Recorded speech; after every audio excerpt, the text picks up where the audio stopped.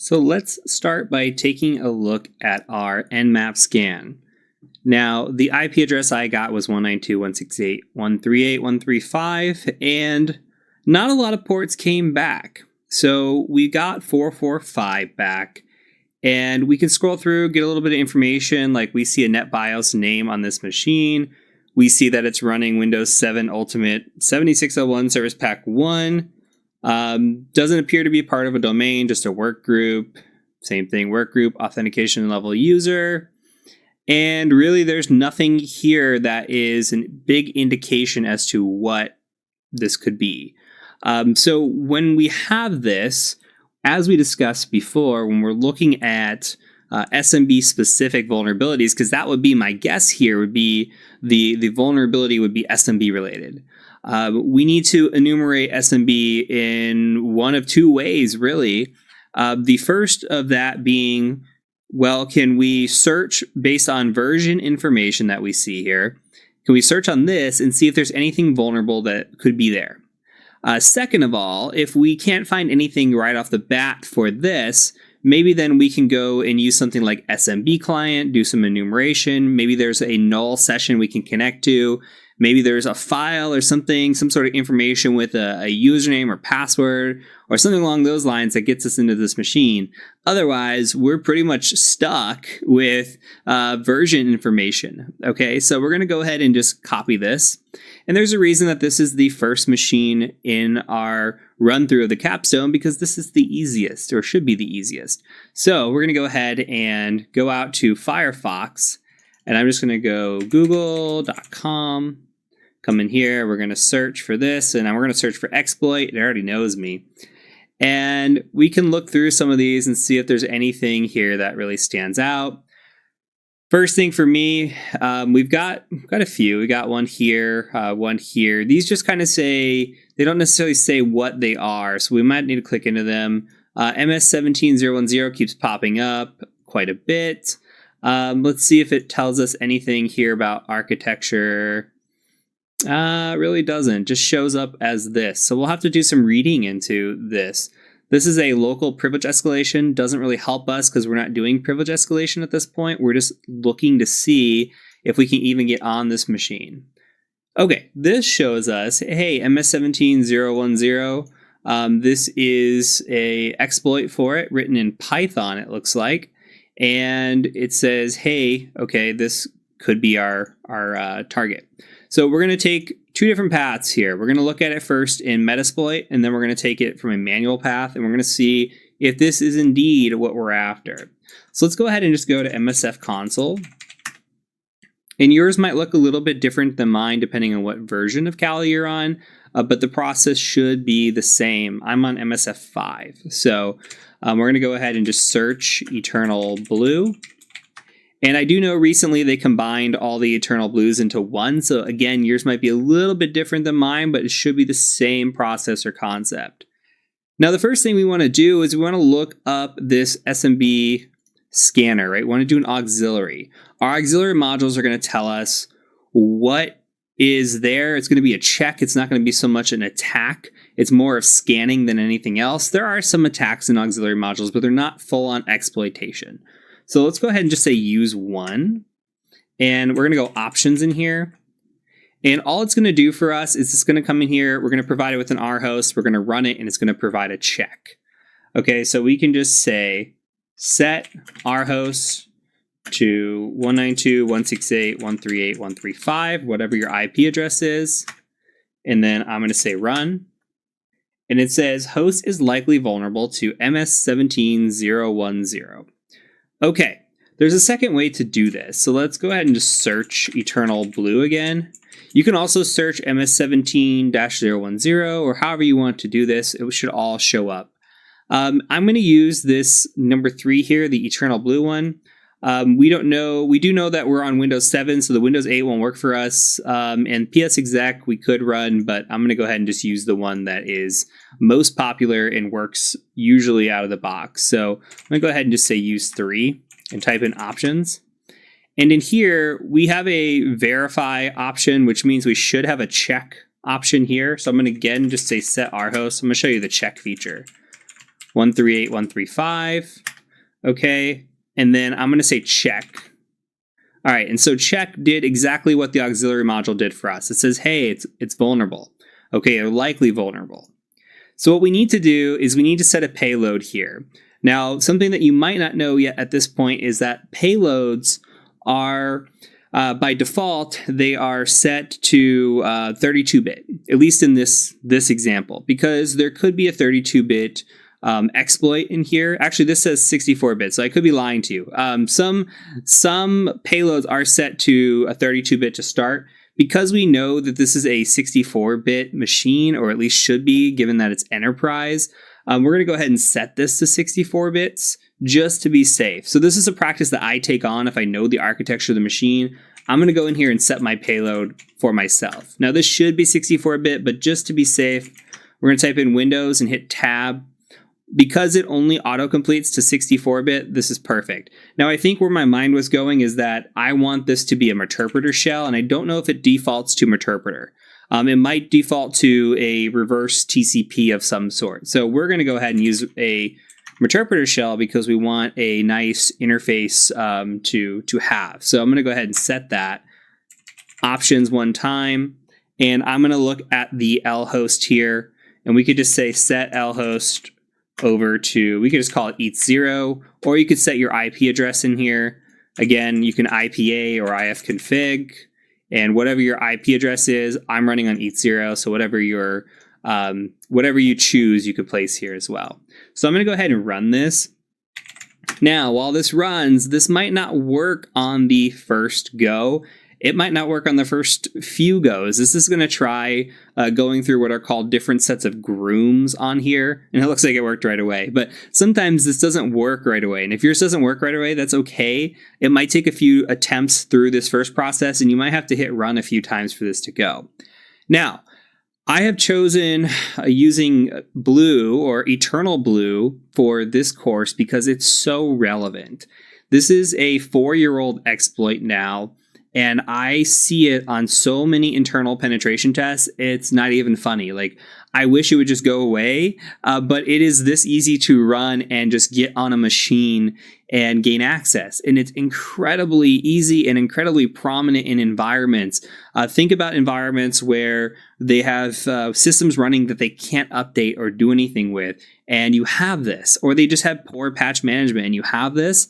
It's so easy to get on a machine, and then you come in here and you say hash dump, and you dump out the hash. And now we've got an administrator hash. We can go try to crack that. We can do pass the hash, which we're not there yet. We're going to get there in the Active Directory section. You're going to see what the differences are on this kind of stuff.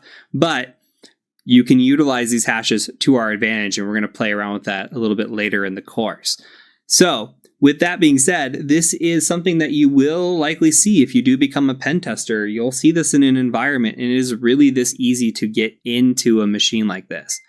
So we have used this now to come through here and gain access. We're going to go ahead and go back, and we're going to try doing it again, but we're going to do it through manual method. So I'm going to open up a new tab. All right, and we're going to come in here, and I'm going to search Google. Now, if we want to go look for manual methods of exploiting a system, we're likely going to use GitHub, perhaps exploit database. Now, this exploit database one, I'm not going to use only because it gets a little tricky with Eternal Blue. There's a few things that we have to do. I don't believe this one is just one that runs right out of the box. It has a little bit more information here than what's leading on. Now, we might need to reboot this machine, by the way. We'll give it a go and see if it works. It might not work out of the box because we've already exploited the system, but we'll try it anyway. So what we might want to do is something like Eternal Blue, and we might want to say GitHub.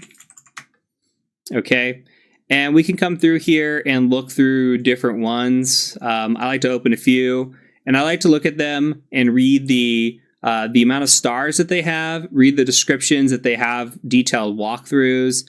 All of these have decent stars. This one doesn't have a great walkthrough. This one has a very good kind of detailed walkthrough, has video tutorials, has a decent amount of stars, and I honestly like it. So we're going to go ahead and just get the Auto Blue one from Endgame. So go ahead and find that and get to this. We're going to go ahead and copy this code. And there have been commits since 2021. So that's great. There's recent commits to this, which is awesome. So I'm going to go ahead and go into, I'm going to cd into opt, and I'm going to git clone this. And that's not what I should have been copying. Should have copied this, but we'll try it one more time. And paste here. All right. And then I'm going to cd into AutoBlue, and it gave instructions in here somewhere about how to install this. So let's go to installation, pip install requirements for Python 3, which we should be on at this point. So we're going to do pip install -r requirements, just like that.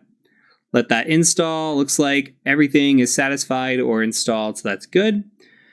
From here, we're going to go ahead and do the usage. Now, there was a checker in here, so we can run Python with the checker. So I don't know, it says Python 2, so let's go ahead and run Python 2 with it. It could be Python 3 too, so we might run into an issue. Checker.py 192.168.138.135. Target is not patched. Testing name pipes. Okay, so this is something that I actually use on an assessment, regardless if it's this or the Metasploit version. I will take a screenshot of this. There are reasons sometimes where we won't run the exploit. If the environment has critical machines running, for example, like in a hospital, I might not run this exploit because this can take down a machine. And if I don't know what machine I'm taking down, who knows in a hospital, right? You don't want to make that mistake. So it's always better to play it on the safe side when we're running these exploits. If you don't know, you can always ask your client, say, hey, I've got this machine. Here's the IP address. I want to run this exploit. Is that okay? And get permission first. Now, there's a lot of ways, which you'll see when we get into the Active Directory exploitation part of the course, that we can compromise a domain and we can run all kinds of exploitation, own the whole domain controller, and not worry about tipping over the server by any means. This can tip over a server, so you want to be safe with these kinds of things. So with that said, I'm going to show you how to run this manually, but it's going to tip your box over. I'm going to give the secret away. It's going to tip your box over, and this is going to be the lesson learned from running this exploit. I'm going to show you the proper way to do it manually. With the version we have, it's not super easy to get a shell from the manual method. We could go around and play around and find one that works, but I'm going to show you this from here's how you would run it manually, but also here's the dangers of running this in an environment. And this is a perfect box to show you why we don't go run remote code execution on machines in an environment, because this can take down a machine. So let's go ahead and run through the process. I'm going to show you the process, and then we're going to knock this machine over. So first thing we're going to do is we're going to cd to the shellcode directory, and we're going to run shell prep. And I'll say this now and watch the exploit will work fine. So, oops, we're going to go ahead and just hit yes here. And then we're going to enter in our reverse connection, 192.168.138.128 is mine.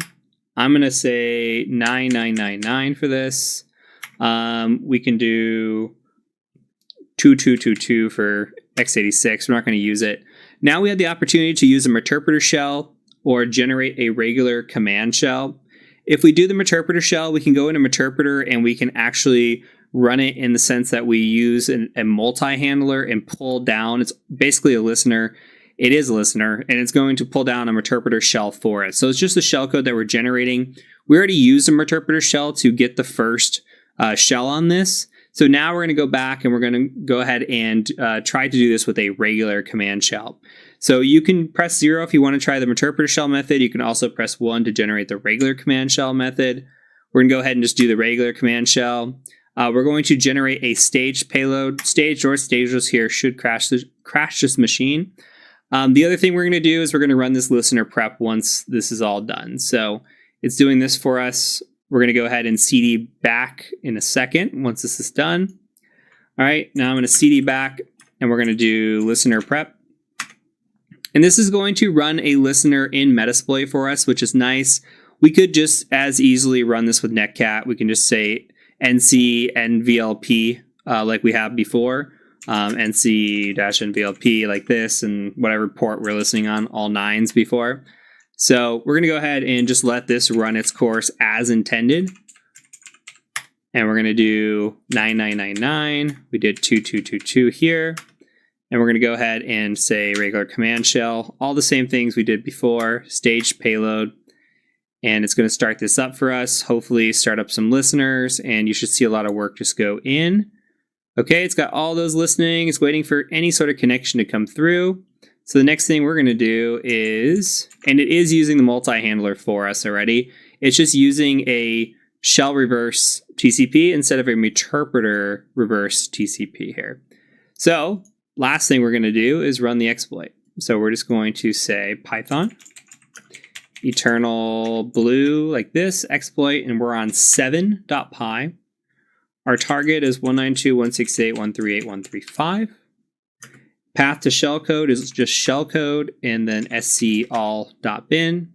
And we do not have to provide a number of Groom connections. That's optional. We're going to run this and we'll cross our fingers. You never know. Might work. Doesn't look like it's working. We blue screen the machine. So this is a perfect example of why you just don't willy-nilly run this in an environment, okay?